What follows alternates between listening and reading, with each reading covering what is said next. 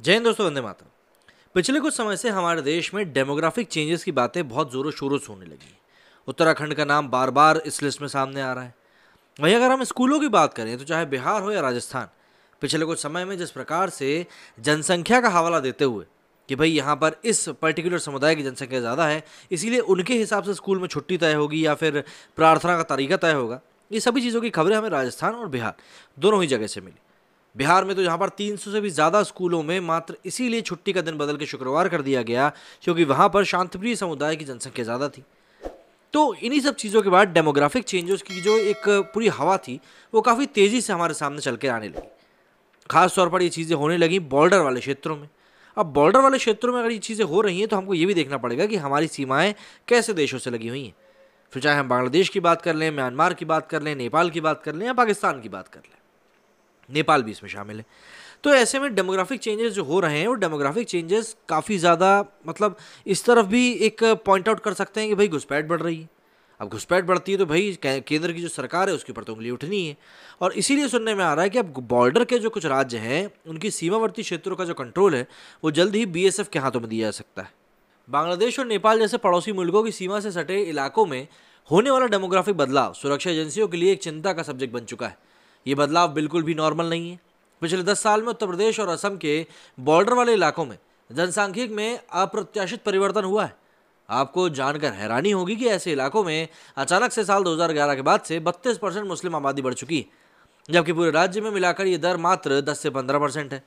कथित तौर पर सीमावर्ती इलाकों में मुस्लिम आबादी 20% तेजी से बढ़ रही है और साथ ही इसके मजहबी स्थलों की गिनती में भी वृद्धि देखी गई है। सीमा पर हो रहे इन बदलावों को देख सुरक्षा एजेंसियों और राज्य पुलिस ने अपनी चिंता जाहिर करी।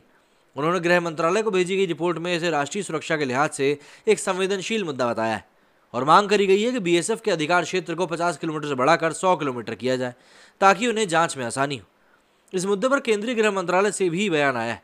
केंद्रीय गृह मंत्रालय के अधिकारी ने बताया कि इतना ज़्यादा डेमोग्राफिक बदलाव सिर्फ आबादी बढ़ने का मसला नहीं है, ये भारत में घुसपैठ का नया पैटर्न हो सकता है और यही एक कारण है कि यूपी और असम की सीमा सुरक्षित रखने के लिए बीएसएफ का दायरा बढ़ाने की मांग की जा रही है। आपको बता दें कि यूपी और असम से पहले राजस्थान में भी अचानक से मुस्लिम आबादी में हुई वृद्धि सुरक्षा एजेंसियों के लिए चिंता का कारण बनी थी।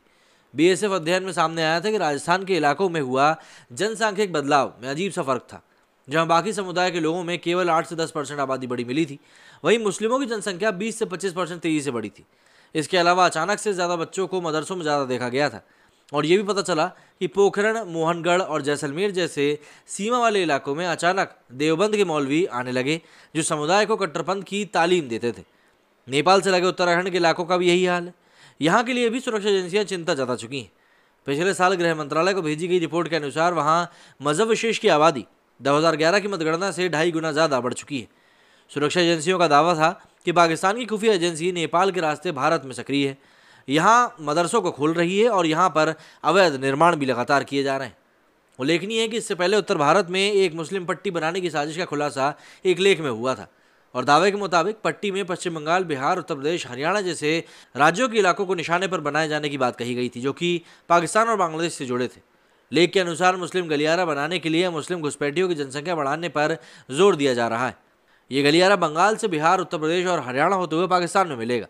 इसके अलावा इसमें यह भी कहा गया था कि कैसे नेपाल सीमा पर जो मदरसे बढ़े और यूपी में धर्मांतरण गिरोह सक्रिय हुआ, ये सब उसी गलियारे को बनाने की साजिश का हिस्सा है।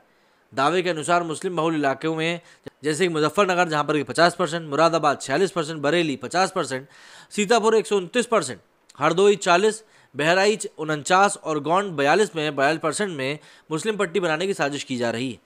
अब ये जो खबर है, इस खबर को द हिंदू में भी प्रकाशित किया गया था। हेडलाइन थी, police in Assam Uttar Pradesh flag concerns at demographic changes in district bordering Bangladesh and Nepal.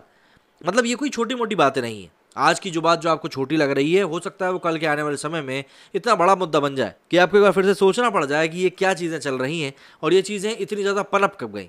जब आप ये सोच रहे थे कि भाई सब चीज़ें शांतिप्रिय तरीके से चल रही हैं, तभी ये चीज़ आपके नाक के नीचे होती रहती है।